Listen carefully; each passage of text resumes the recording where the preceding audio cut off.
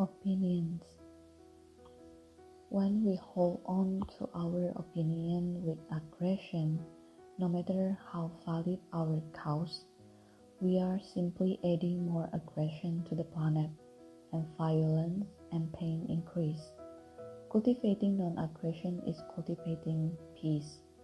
One of the best practices for everyday living when we don't have much time for meditation is to notice our opinions.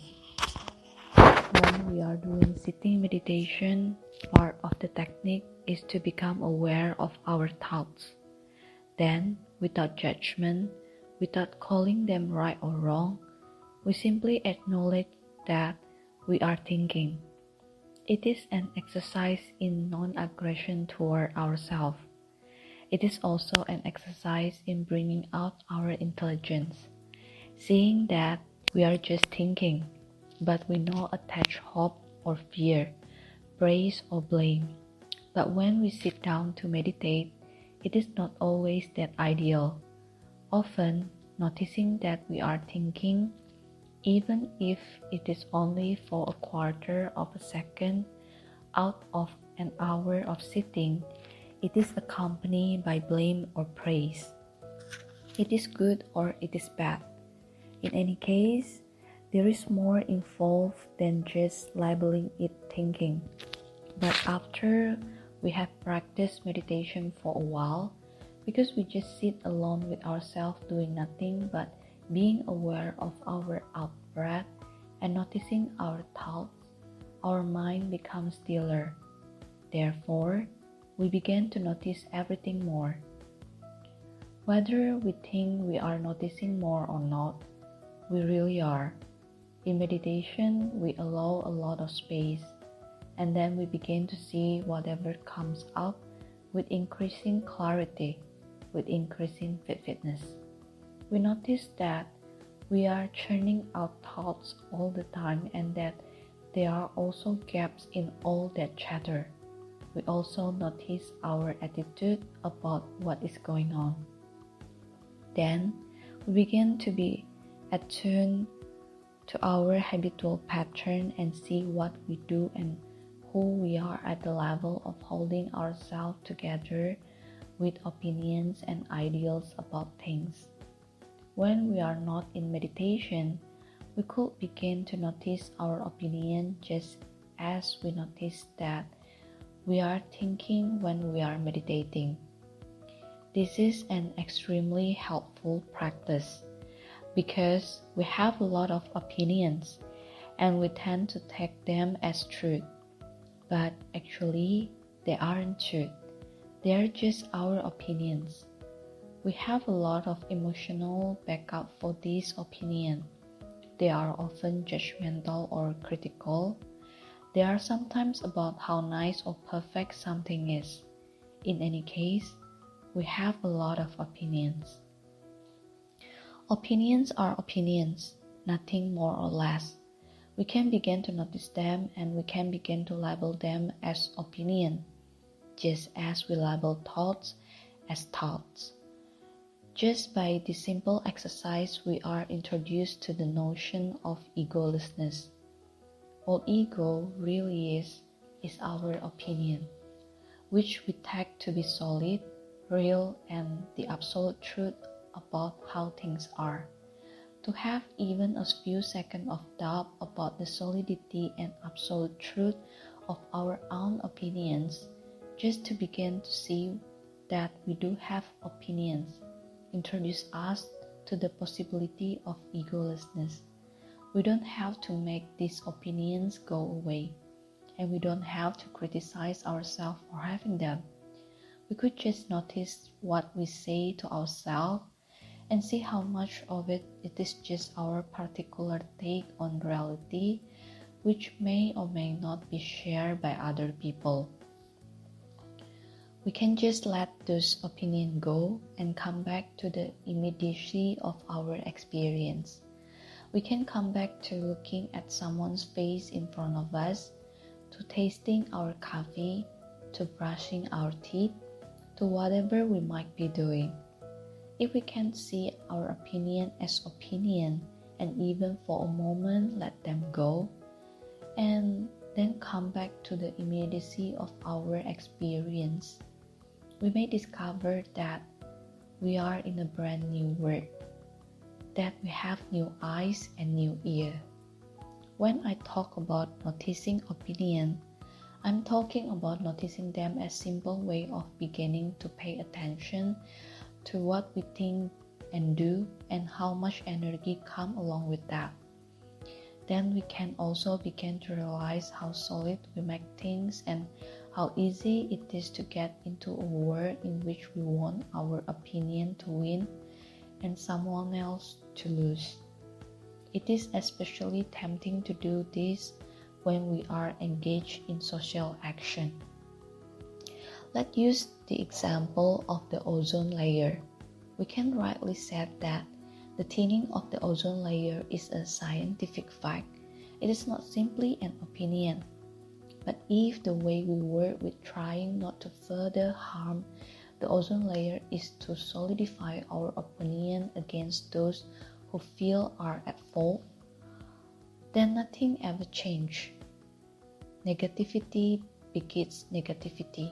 In other words, no matter how well documented or noble our cause is, it won't be helped by our feeling aggression toward the oppressor or those who are promoting the danger.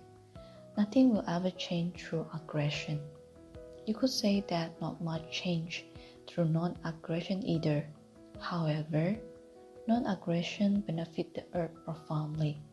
The root cause of famine, starvation, and cruelty at the personal level is aggression. When we hold on to our opinion with aggression, no matter how valid our cause, we are simply adding more aggression to the planet, and violence and pain increase. Cultivating non-aggression is cultivating peace. The way to stop the war is to stop hating the enemy. It starts with seeing our opinion of ourselves and of others as simply our take on reality and not making them a reason to increase the negativity on the planet. The key is to realize the difference between opinions and clear-seeing intelligence. Intelligence is like seeing thought as thinking, not having opinion about whatever those thoughts are right or wrong. In the context of social action, we can see that what a government or corporation or individual is doing is clearly causing rivers to be polluted or people and animals to be harmed. We can take photograph of it. We can document it. We can see that suffering is real. That is because of our intelligence and because we don't let ourselves be swept away by opinion of good and evil or hope and fear. It is up to us to sort out what is opinion and what is fact, that we can see intelligently. The more clearly we can see, the more powerful our speech and our action will be. The less our speech and action are clouded by opinion, the more they will communicate not only to the people who are polluting the river, but also to those who are going to put pressure on the people who are polluting the river. Just as the Buddha taught, it is important to see suffering as suffering. We are not talking about ignoring or keeping quiet. When we don't buy into our opinion and solidify the sense of enemy, we will accomplish something. If we don't get swept away by our outrage, then we will see the cause of suffering more clearly. That is how the cessation of suffering evolves. This process requires enormous patience. It is important to remember when we are out there non-aggressively working for reform that even if our particular issue doesn't get resolved, we are adding peace to the world. We have to do our best and at the same time give up all hope of fruition. One piece of advice that Don Juan gave to Carlos Castaneda was to do everything as if it were the only thing in the world that mattered, while all the time knowing that it doesn't matter at all. That attitude leads to more appreciation and less burnout, because we do the job wholeheartedly and we care. On the other hand, each day is a new day.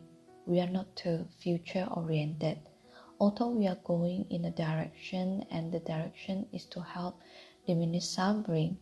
We have to realize that part of helping is keeping our clarity of mind, keeping our heart and our minds open. When circumstances make us feel like closing our eyes and shutting our ears and making other people into the enemy, social action can be the most advanced practice. How to continue to speak and act without aggression is an enormous challenge. The way to start is to begin to notice our opinion. There is nobody on the planet, neither those whom we see as the oppressed nor those who we see as the oppressor, who doesn't have what it takes to wake up. We all need support and encouragement to be aware of what we think, what we say, and what we do. Notice your opinions.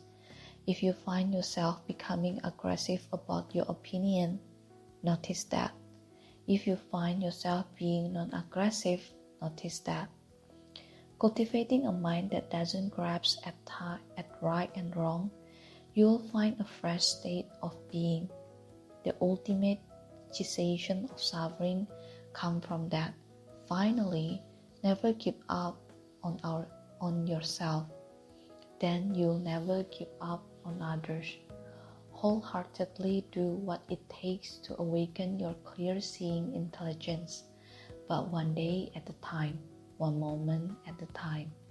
If we live that way, we will benefit this earth.